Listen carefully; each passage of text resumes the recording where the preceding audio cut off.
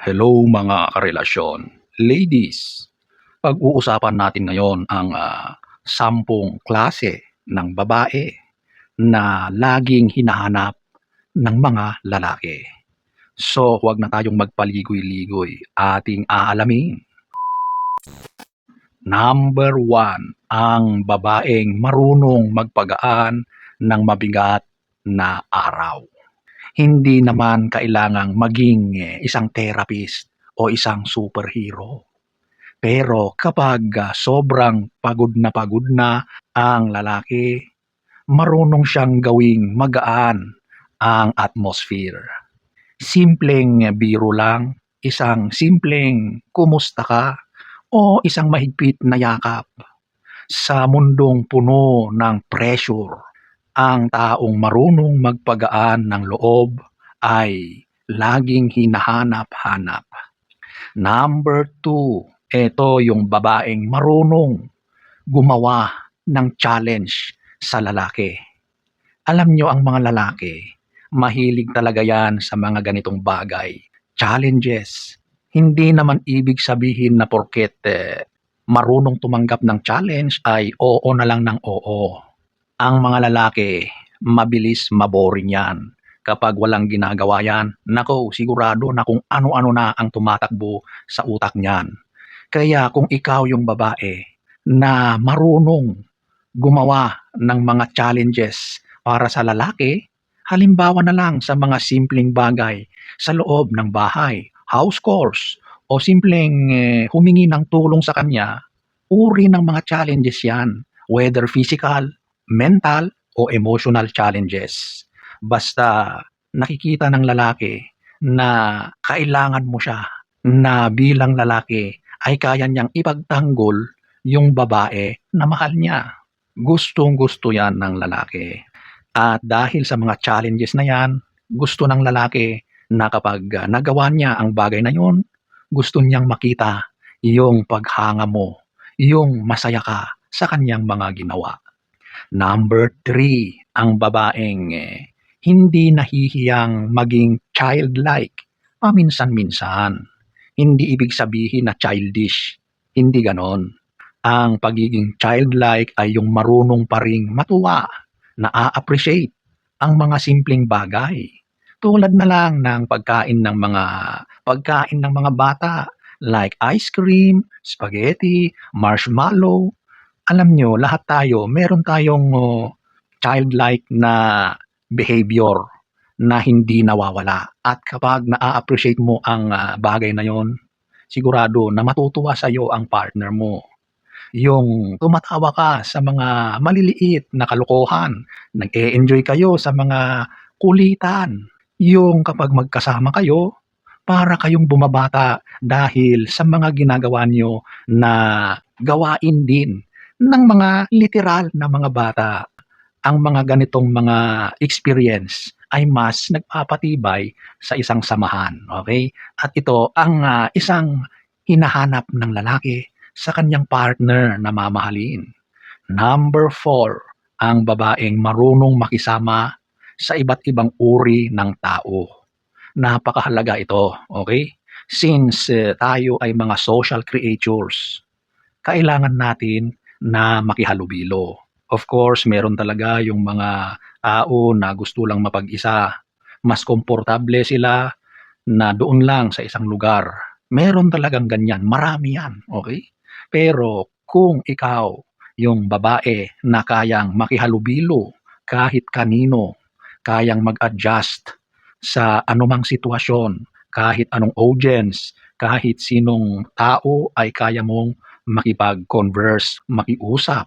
Kapag nakita ito ng lalaki sa iyo, sobrang attractive ito. At isa ito sa katangian na hinahanap ng isang lalaki sa babaeng kanyang mamahalin. Dapat nagiging flexible ka.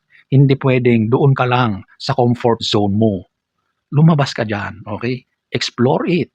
Marami kang pwedeng matutunan. Napakalawak ng mundo. Number 5, ang babaeng marunong mag-celebrate ng mga maliliit na tagumpay. Hindi lang naman kailangang birthday o anniversary ang ipinagdiriwang. Puwede rin namang mag-celebrate sa mga maliliit na bagay. Yung unang sahod mo, aba, bumili ka ng masarap na ulam. Kapag may natapos kang project, aba, kumain kayo sa labas. I-celebrate nyo yan.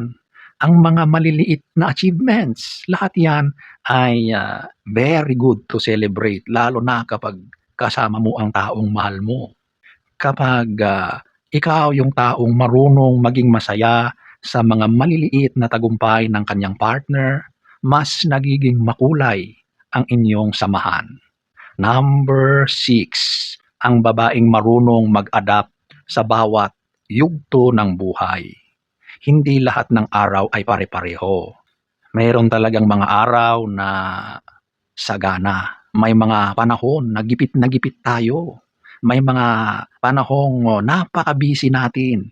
Meron ding mga panahon na masasaya. Puro celebration, malayang-malaya. At ang babaeng marunong umangkop nang hindi nawawala ang pagmamahal at respeto ay napakahalaga sa isang pangmatagalang samahan. At kung ganyan ka, nako, sigurado na ang mata ng lalaki ay nasa iyo. Number 7, ang babaeng nagiging home kahit wala kayo sa bahay. Ito ang isa sa pinakamalalim.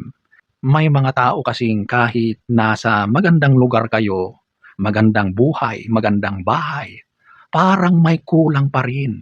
Pero may mga babaeng kahit nasa simpleng lugar lang, naglalakad lang kayo sa park, sa gilid ng kalsada, pero pakiramdam ng lalaki ay nasa tamang lugar siya. Hindi lang ito dahil sa lugar, kundi sa taong kasama niya. Ang pakiramdam ng lalaki kapag magkasama kayo ay literal na feels like home. Komportable siya sa company mo. At iyon ang klase ng babae na paulit-ulit na hinahanap ng maraming lalaki. Number 8, ang babaeng marunong rumespeto sa oras. Napakahalaga ito sa isang relasyon kasi pinapakita nito yung maturity mo. Kung nasanay ka na laging late, hindi tumutupad sa tamang oras, sa tamang usapan, nasanay ka sa Filipino time, naku, baguhin mo na yan. Kung gusto mong maging attractive sa paningin ng lalaki, respetuhin mo yung oras ng iba. Para sa maraming lalaki, ang respeto sa oras ay respeto rin sa pagkatao. Number 9, ang babaeng hindi ginagawang kompetisyon ang relasyon. Ito yung hindi iniisip na dapat laging may panalo o laging siya ang mas angat. Kapag may hindi pagkakaunawaan, ang goal niya ay ayusin ang problema, hindi yung durugin ang ego ng partner o yung lalaki. Ito ang klase ng babae na gustong makasama ng lalaki ng habang buhay. Number 10, ito yung babaeng may prinsipyo kahit walang nakakakita. Hindi lang siya nagiging mabuti dahil merong kapalit. Hindi siya yung tapat dahil baka mahuli. Ginagawa niya ang tama kahit walang nakakakita, walang audience. Ang integrity niya ay isa sa katangiang hindi basta-basta nakikita pero napakahirap palitan kapag natagpuan. Ang ganitong trait ay sobrang kahanga-hanga kasi kasama nito ang pagiging sincere, truthful, honest. At ito ang isa sa hinahanap-hanap ng lalaki sa isang babae. So mga karelasyon, ladies, sa huli hindi lang kagandahan ang hinahanap ng maraming lalaki. Hinahanap nila ang babaeng nagbibigay ng dahilan para umuwi ng may ngiti, lumaban ng may lakas ng loob, at mangarap ng may kasama.